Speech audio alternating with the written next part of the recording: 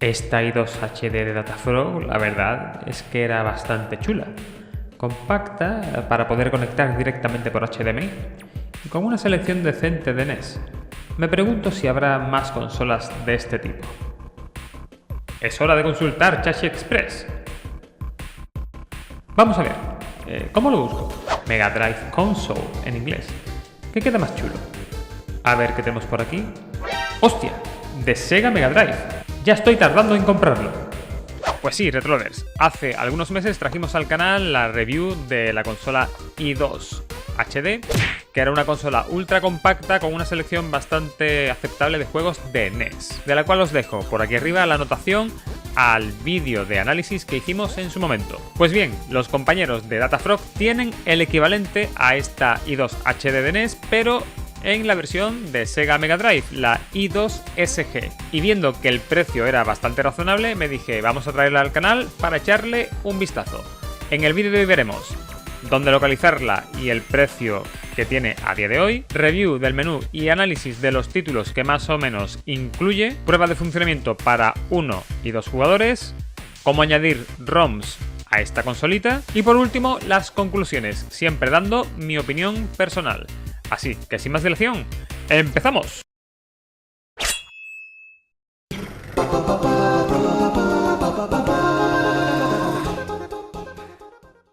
Como siempre, empezaremos viendo dónde conseguir esta i2 SG y su precio. A día de hoy, esta i2 SG la podremos localizar en Chachi Express a un precio de unos 24-25 euros, precio que como siempre puede oscilar un poco. Os dejaré en el comentario fijado el enlace de compra referido para los que estéis interesados y queráis apoyar al canal, sin coste adicional por supuesto. Hay dos versiones, una que trae una tarjeta microSD con 900 ROMs y otra con las mismas 900 ROMs más un pack de ROMs rusas, por si hay alguien al que le interese, yo qué sé. Ahora vamos a ver el unboxing en un formato algo distinto al habitual. Adelante, Yagi. Lo primero que viene siendo habitual es hacer el unboxing de rigor. Y aquí tendremos la cajita de esta consola ultra compacta para jugar a Mega Drive. Vemos, como siempre suele pasar en estos envíos de AliExpress, que tiene ciertos daños, ciertos golpes en el exterior. Aunque entiendo que si estáis viendo este vídeo es porque no ha presentado ningún problema en su interior. ¿Vale? Tendríamos en el frontal la representación de los dos mandos inalámbricos de Sega Mega Drive y la representación de lo que sería el Game Stick. Y deja claro que es una Wireless Game Console, ¿vale? Para juegos de Sega. En el lateral vemos la nomenclatura que incorpora, que es muy similar a la que teníamos en la versión, pues en la versión de Nintendo, la i2 HD o la i2 HD Plus. Y el mismo tono verduzco, es un poquito meh, pero bueno. En la parte trasera tendríamos un resumen del contenido de lo que trae la caja, que por un lado tendríamos el Game Stick, en segundo lugar tendríamos dos unidades de Game Controller, estupendo, muy bien, y por último tendríamos lo que sería el cable USB, que en principio haría falta para la alimentación del Game Stick. Se deja claro que es plug and play, wireless control, que es enchufar y listo y a jugar, inalámbrico, que tiene opción de editar la lista de juegos y que tiene un tamaño mínimo y alimentación a través del USB. Y por supuesto está hecho en China.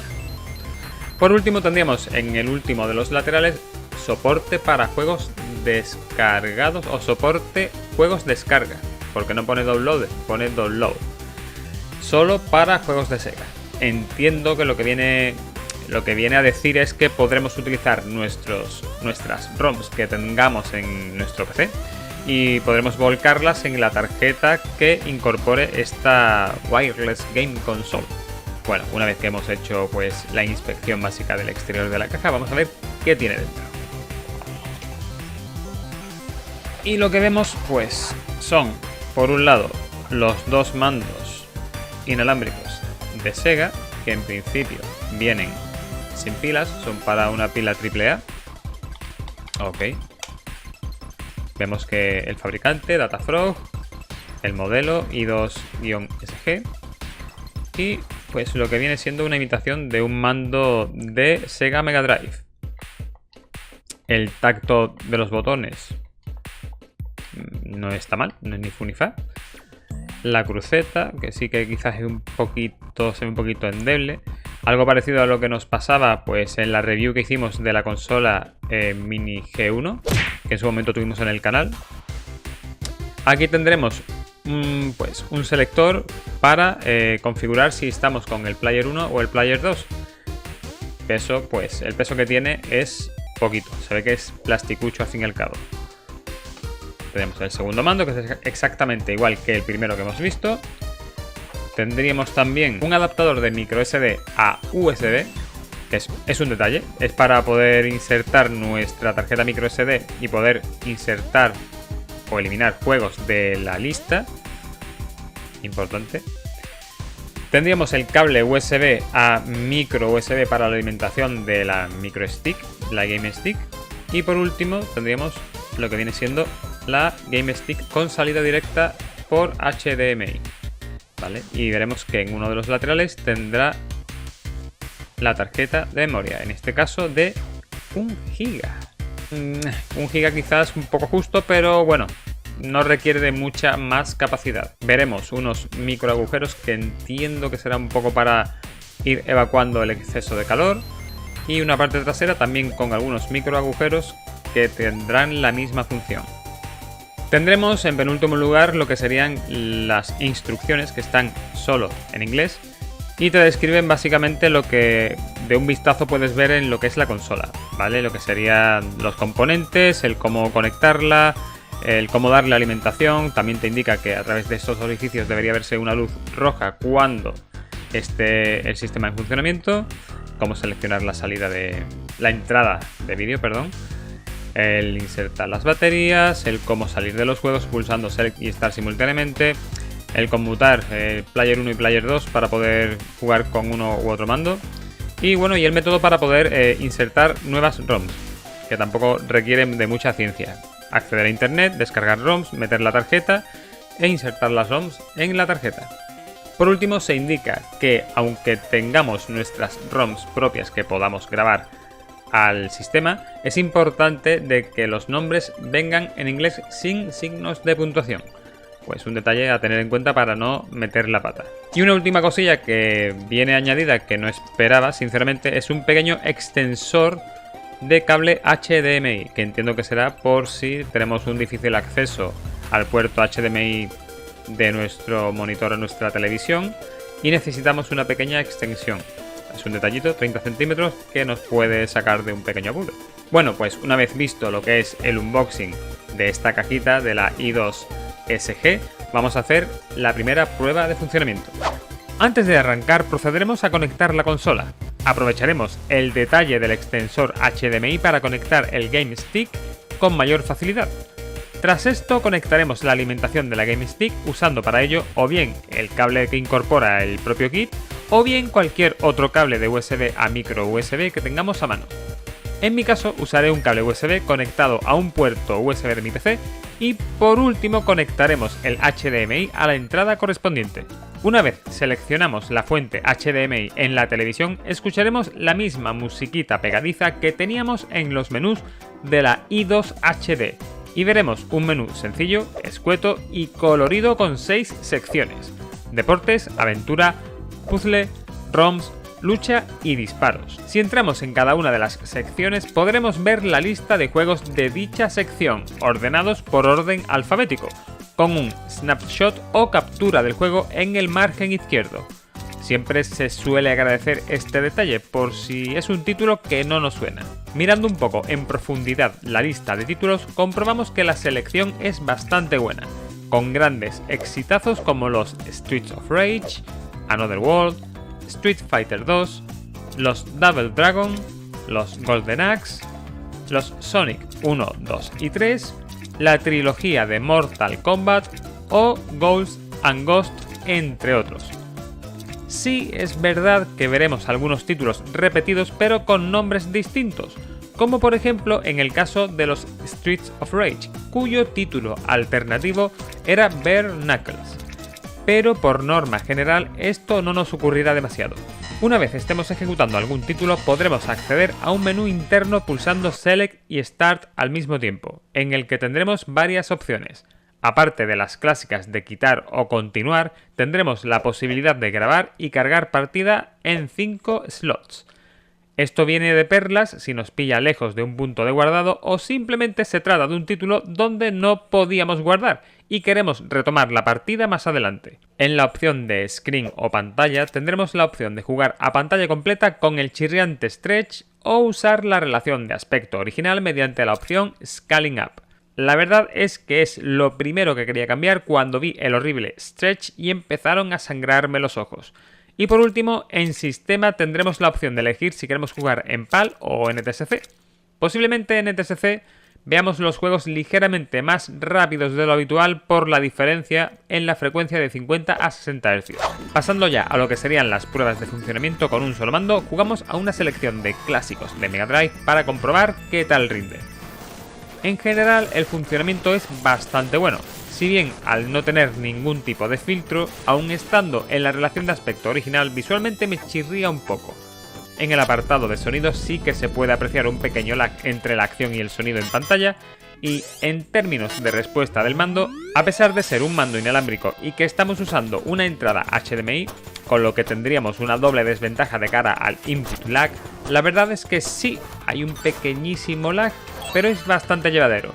Es decir, no es incapacitante para poder jugar, aunque en los juegos en los que el input lag sea crítico como en los juegos de lucha, puede hacerse algo más evidente. Una vez hemos contado cómo funciona esta i2SG en single player, será el momento de probar el funcionamiento con dos mandos, es decir, en juegos con dos jugadores.